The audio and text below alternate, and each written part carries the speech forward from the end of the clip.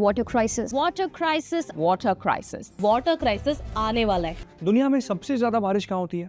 जवाब है इंडिया के मेघालय का एक छोटा सा गांव मौसिनरम और उसका पड़ोसी गांव चेरापूंजी। यहाँ हर साल ना एवरेज 11,000 मिलीमीटर से भी ज्यादा बारिश होती है। अब कॉन्टेक्स्ट के लिए आपको बता दूं कि लंदन में हर साल सिर्फ 600 mm बारिश होती है। मतलब चेरापूंजी को एक साल में उतना पानी मिलता है जितना लंदन को 18 साल में मिलता है।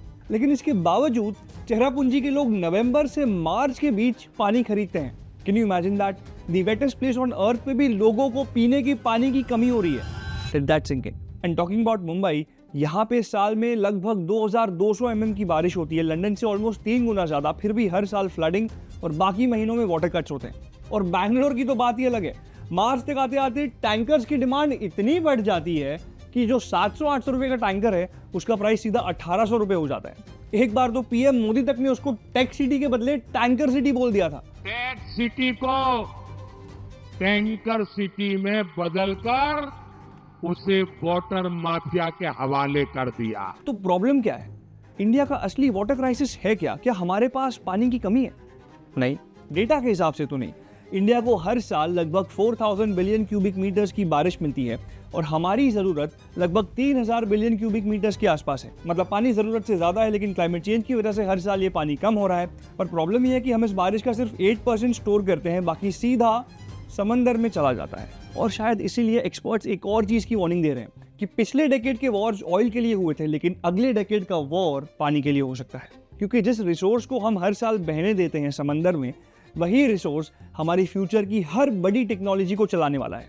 फिर चाहे वो AI हो, ग्रीन हाइड्रोजन हो, डेटा सेंटर्स हो या सोलर PV पैनल्स हो, ये सारी ग्रीन टेक्नोलॉजीज को इलेक्ट्रिसिटी से ज्यादा पानी चाहिए होता है, जो इंडिया के पास धीरे धीरे करके खत्म हो रहा है। Welcome back to behind the headlines, जहां हम एक ट्रेंडिंग नैरेटिव की फुल स्टोरी डिकोड करते हैं ताकि आपको सिर्फ वो मिले जो ट्रूली मैटर करता है। और आज हम समझेंगे the real reason behind India's water crisis and why are we running out of water. तो अगर पानी इतना गिरता है फिर क्राइसिस क्यों हो रहा है? देखो, रीजन है टाइमिंग और स्टोरेज। इंडिया में साल की लगभग 80% बारिश सिर्फ 4 महीनों में हो जाती है, जून से सितंबर तक। बाकी 8 महीने प्रैक्टिकली ड्राई होता है। और जब इतना सारा पानी इतनी जल्दी गिरता है तो उसे पकड़ना या स्टोर करना थोड़ा मुश्किल होता है। उसके लिए आपको चाहिए dams, reservoirs, tanks, recharge structures, जो हमारे पास है लेकिन उतनी मात्रा में नहीं है। इंडिया अपनी एनुअल बारिश का सिर्फ 8% स्टोर करता है। और क्या आपको पता है, इंडिया में वर्ल्ड की 18% पॉपुलेशन रहती है, यानी प्रैक्टिकली हर 5वां इंसान इंडियन है। लेकिन हमारे पास दुनिया का सिर्फ 4% फ्रेश वाटर है। Can you imagine that? और इस 4% का बहुत बड़ा हिस्सा एग्रीकल्चर में ऑलरेडी चला जाता है। तो जो हमारे पीने के लिए बचता है ना, वो काफी कम है। और सिचुएशन कितनी सीरियस है मैं बताता हूँ। नीति आयोग की composite water management index report के मुताबिक 2030 तक इंडिया की पानी की डिमांड अवेलेबल सप्लाई से डबल हो जाएगी। मतलब जितना पानी चाहिए उसका सिर्फ आधा अवेलेबल होगा। और वही रिपोर्ट कहती है कि अभी भी 60 करोड़ लोग, यानी इंडिया की ऑलमोस्ट 30 to 40% पॉपुलेशन हाई से एक्सट्रीम वाटर स्ट्रेस में जी रही है। और अगर हमने कुछ नहीं किया तो वर्ल्ड बैंक और नीति आयोग के एस्टिमेट्स के मुताबिक वाटर स्केर्सिटी इंडिया की GDP का लगभग 6% खा सकता है। Now this is important. जैसा कि मैंने बताया, एग्रीकल्चर सबसे बड़ा कल्प्रिट है। इंडिया में खेती लगभग 80% फ्रेश वाटर यूज करती है और ग्राउंड वाटर एक्सट्रैक्शन का तो 87% तक यूज हो जाता है। ऊपर से प्रॉब्लम यह है कि हमारे यहाँ के किसान ना US, चाइना या इजराइल के किसानों से 3 से 5 गुना ज्यादा पानी यूज करते हैं। हमारी इरिगेशन एफिशिएंसी लगभग 38% के आसपास है, जबकि दुनिया में ये नंबर 50 to 60% होता है। मतलब लगभग आधा पानी सीधा वेस्ट हो जाता है। अब आप सोच रहे होंगे कि ग्रीन और क्लीन टेक्नोलॉजी मतलब environment friendly, no side effects, right? That's just one part of the story. लेकिन हर ग्रीन टेक्नोलॉजी के पीछे एक छुपी हुई पानी की कीमत होती है। चलिए एक एक करके समझाता हूँ। पहला है ग्रीन हाइड्रोजन। अब आपने सुना होगा कि हाइड्रोजन जलाओ तो सिर्फ पानी निकलता है, pollution zero, which is true. लेकिन हाइड्रोजन जलाने में पानी नहीं लगता, बल्कि हाइड्रोजन बनाने में पानी लगता है। ग्रीन हाइड्रोजन ना इलेक्ट्रोलिसिस से बनता है और 1 किलो हाइड्रोजन के लिए थियोरेटिकली 9 लीटर्स पानी चाहिए। लेकिन रियल वर्ल्ड में ना प्योरिफिकेशन और कूलिंग सब कुछ मिला के 20 से 30 लीटर पानी पर किलो आराम से लग जाता है। तो क्लीनेस्ट फ्यूल को भी पानी लगता है। दूसरा है lithium, the heart of EV batteries. लेकिन क्या आपको पता है, ब्राइन एक्सट्रैक्शन से लिथियम निकालने में 1 टन के लिए लगभग 20 लाख लीटर पानी खर्च हो जाता है।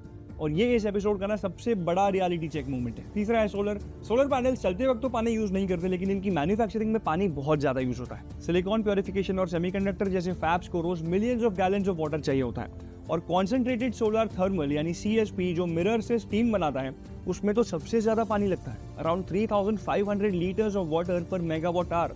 लेकिन इंडिया में मोस्टली PV पैनल्स यूज होते हैं, CSP नहीं, तो यहाँ पे we are a bit lucky. चौथा है ethanol, the most trending topic currently. India ने अपना E20 टारगेट 2025 में ही अचीव कर लिया था, लेकिन ये इथेनॉल बनता कहाँ से? Mostly sugar cane and increasingly rice से। और नीति आयोग की अपनी road map for ethanol blending की रिपोर्ट कहती है कि शुगर केन से बने 1 लीटर इथेनॉल के पीछे लगभग 2800 लीटर पानी लगता है, और राइस बेस्ड इथेनॉल तो शायद 8 से 10,000 लीटर पानी यूज करता है। मतलब हम ऑयल इंपोर्ट्स की प्रॉब्लम सॉल्व करने के लिए दूसरी प्रॉब्लम क्रिएट कर रहे हैं, जो है ग्राउंड वाटर रिजर्व्स को खत्म करना।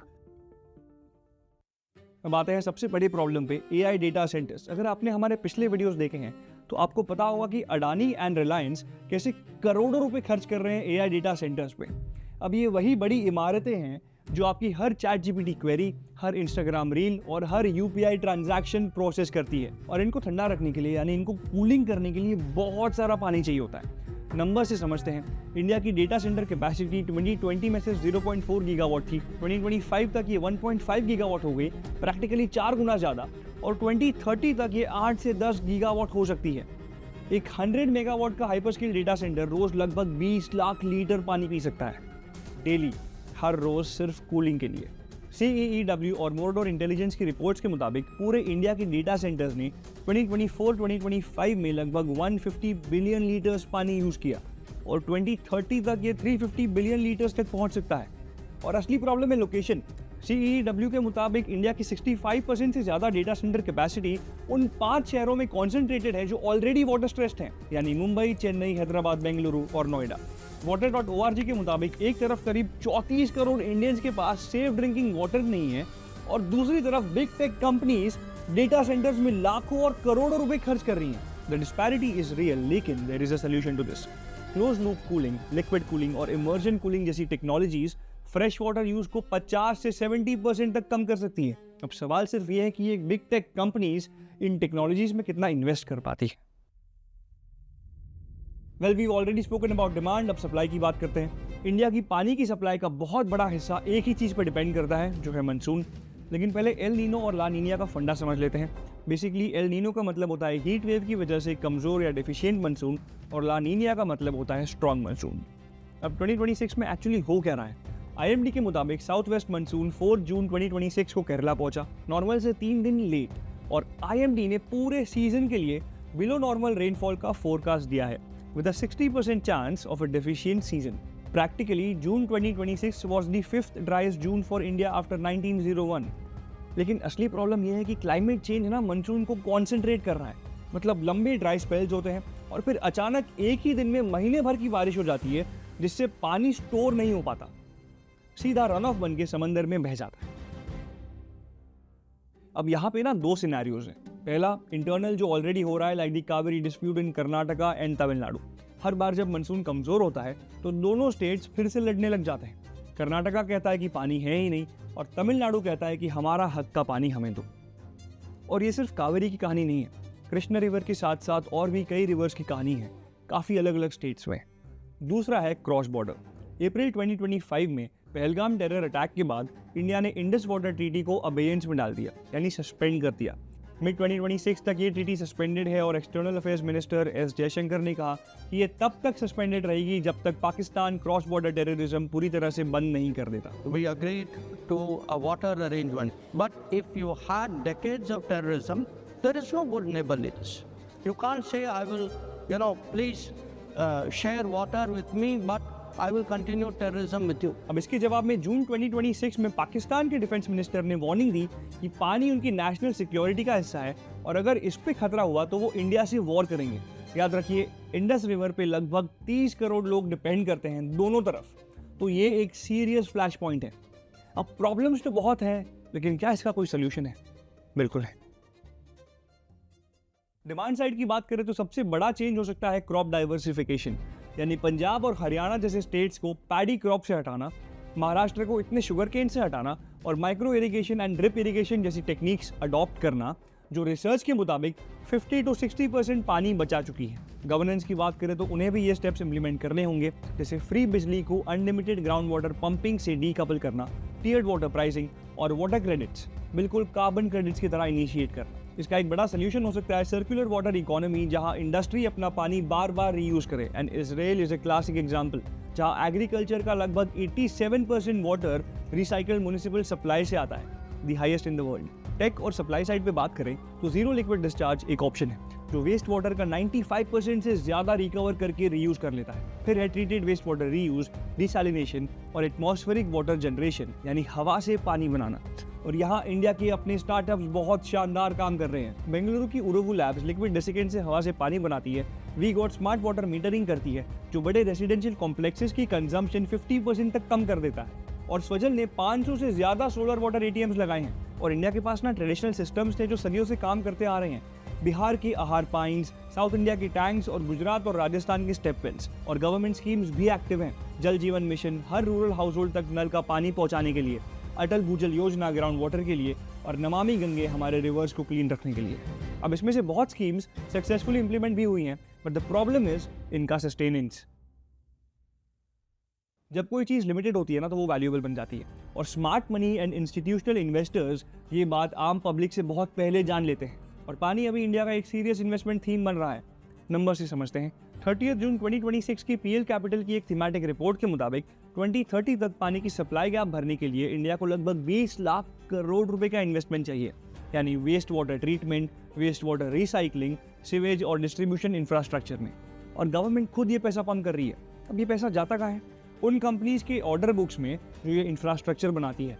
VA टेक वबाग चेन्नई की वाटर ट्रीटमेंट और डिसैलिनेशन मल्टीनेशनल कंपनी है। इसका टोटल ऑर्डर बुक FY26 में रिकॉर्ड 17,235 करोड़ रुपीस तक पहुंच गया। और मैनेजमेंट खुद कह रहा है कि hyper scale data centres, AI, semiconductors और ग्रीन हाइड्रोजन से अल्ट्रा प्योर वाटर की डिमांड आ रही है। फिर आता है आयोन एक्सचेंज इंडिया जो वाटर प्योरिफिकेशन और रेसिन्स बनाता है। रज इंडस्ट्रीज जिसका डुअल प्ले है, इथेनॉल और वाटर ट्रीटमेंट दोनों। थर्मैक्स जिसका वाटर और एनवायरनमेंट इंजीनियरिंग डिवीजन है। और EMS लिमिटेड इन म्युनिसिपल वाटर EPC। और माइक्रो इरिगेशन की बात करें तो जैन इरिगेशन सिस्टम्स जो ड्रिप में एक बड़ा नाम है। अब इंडिया का माइक्रो इरिगेशन मार्केट 2026 में लगभग $786 मिलियन का है और डबल डिजिट CAGR से ग्रो हो रहा है। और अगर आप ग्लोबल एक्सपोजर चाहते हैं तो वाटर फोकस्ड ETFs भी हैं, जैसे इन्वेस्को वाटर रिसोर्सेज ETF, जिनमें इंडियन इन्वेस्टर्स अब प्लेटफॉर्म्स के थ्रू इन्वेस्ट कर सकते हैं। और ये बहुत इंपॉर्टेंट पॉइंट है कि ये कोई फाइनेंशियल एडवाइस नहीं है। We are just showing you investment themes in which you can invest, so do not take this as a stock tip. किसी भी चीज़ में पैसा डालने से पहले अपने रिसर्च खुद करें या सेबी रजिस्टर्ड एडवाइजर से बात करें। तो आज के एपिसोड में ना दो मेन चीज़ें हैं। पहला, इंडिया का वाटर क्राइसिस कोई फ्यूचर की कहानी नहीं है, ये अभी हो रहा है, इट्स हैपनिंग नाउ। और हर ग्रीन और modern technology, hydrogen, lithium, solar, ethanol और स्पेशली AI डेटा सेंटर्स इस प्यास को ना और बढ़ा रहे हैं। दूसरा, सॉल्यूशंस मौजूद हैं। We have the solutions, we have the technology. And ironically वही क्राइसिस एक बहुत बड़ा इकोनॉमिक और इन्वेस्टमेंट अपॉर्चुनिटी भी बन रहा है। अब सवाल सिर्फ ये है कि हम कितनी जल्दी एक्ट करते हैं। Well, that's it for today's episode of Behind the Headlines. For more such India-relevant breakdowns like this, subscribe to Upland by Upstocks. We'll be back with another story that's shaping your world. Till then, stay sharp. Well, it takes an army of production designers, script writers, cinematographers, and our crew boys to give you this that you're seeing. So, iske liye, please, a way of saying thank you would be just subscribe to our channel and click on that bell icon. Thank you.